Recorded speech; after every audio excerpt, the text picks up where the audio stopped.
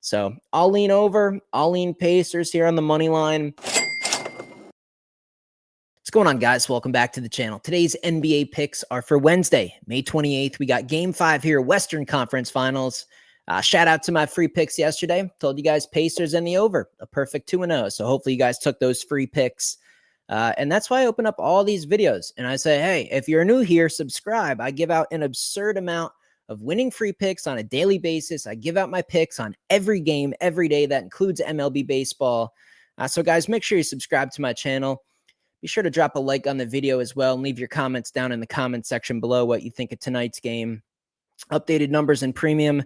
I don't have the NBA updated because I ended up with 2 plays that were integrated from yesterday's game in the Eastern Conference Finals with tonight's game. I found a certain thing in tonight's game that I thought was a complete lock. So I took that in both bets, and then I split both sides of that Knicks-Pacers game.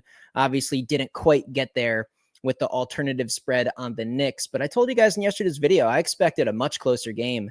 I thought it was going to be down to the wire. Somebody wins by an exact bucket, and that's why I wanted to split it. I guess the other thing is, why didn't I just go with my free picks, right? I told you guys I like the Pacers in the over, so why didn't I just bet that? I couldn't get around the injury updates with the Pacers with Naismith there. I know it came out that he was going to be available closer to tip-off, but we had no idea how healthy he was. He was damn near 100%. He looked like he was even better. So with that X factor in the mix, I couldn't get there, man. This is why I have the numbers I have in premium. This is why I make so much money. This is why I profit in every sport every year. I don't really take crazy risks. I figured if he was out or maybe he was less healthy than we thought, he might disrupt the flow of the game. Maybe, the total would go under if they weren't scoring a lot. Maybe the Pacers wouldn't quite get the job done if he wasn't doing that good. He looked completely fine. And yeah, Pacers took care of business. So, hey, hopefully you guys took those free picks. We're going to move on. Today's a new day. I don't dwell on that sort of stuff.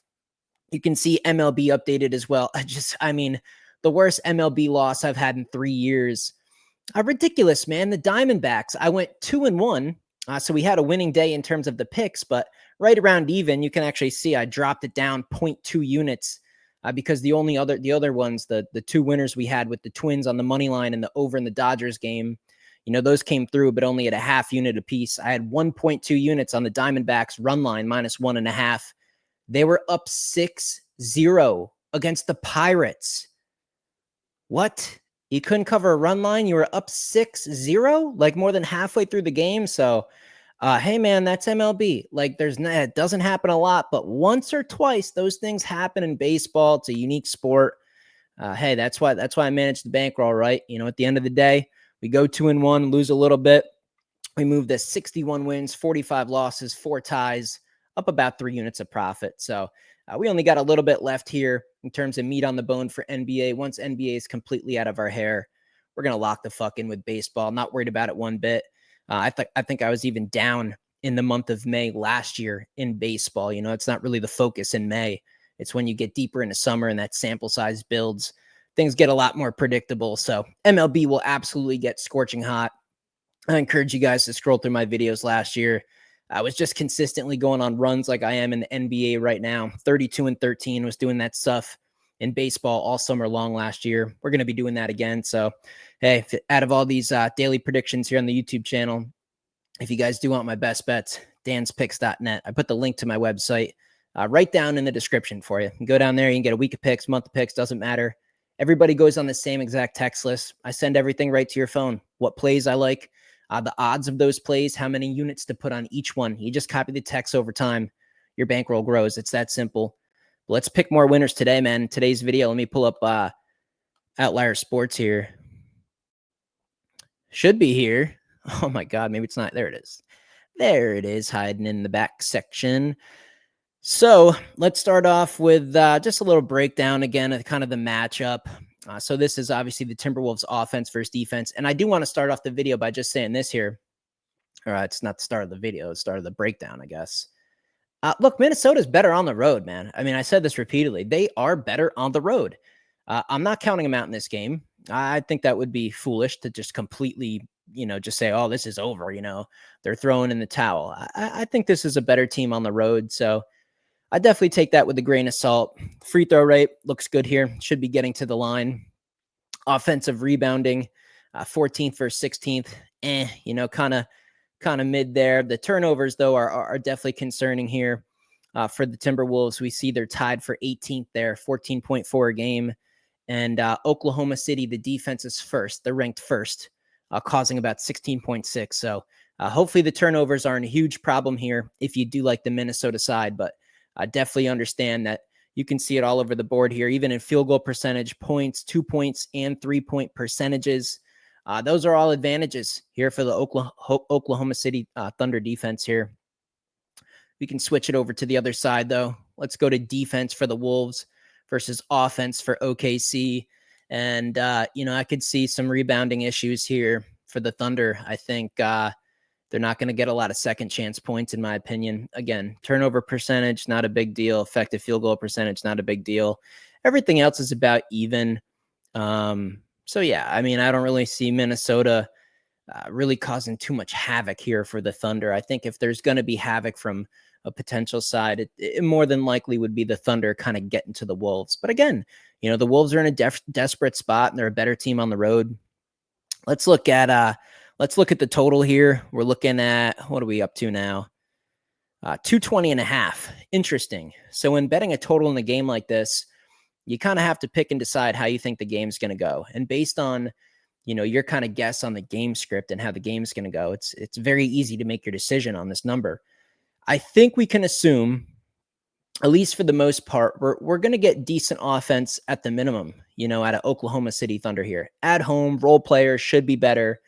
But I think this is a scenario where the Wolves will step it up on the road. They're in a desperation spot. Ant's going to be aggressive. I think he sets the tone. Look, I get it. The Thunder can come in here and close this thing out and get to the finals, and maybe they do. But I think the sense of urgency should help the pace here. So generally with these two teams and, the strength of the defenses and sometimes the lack of flow for Minnesota, generally with these two teams, I'd go under. I'm going to go over the total here at 220.5. I think it's a fairly strong play as well. And you could get a scenario at the end of the game where, just a desperate team. They got to get back in the game with only a couple minutes left. They might start fouling, right? So, it's the NBA. These guys can really stack up points in just a couple minutes. So if the deficit's 7, 8, 10 points, you could get another 5, 6, 8 possessions of basketball right at the end of the game where it's just one team knocking down, 2 free throws, and then another team goes right down and scores. Maybe it's a super, super close game and another team doesn't want the other team to get a 3-pointer off. So they're fouling them on purpose to limit that. And then you just have teams trading, free throws for like the whole last minute of the game, 30 seconds of the game, whatever. That can really add a lot of points here. So I like over 220.5. As far as the spread here, we can go down. We can look at some public betting information. And I think it's fairly telling here, the story of this one. I'm just going to leave it at that. This is a for sure bet. I'm sending it to premium immediately. It will be sent out tonight into premium as I'm recording this video at 1 a.m.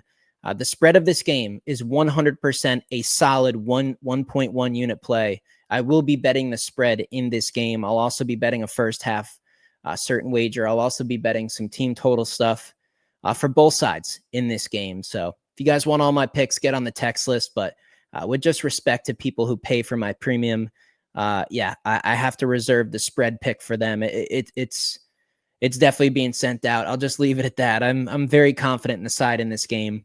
Very, very, very confident. There's just a couple things over years and years and years. That's some of which I've said publicly here on the channel.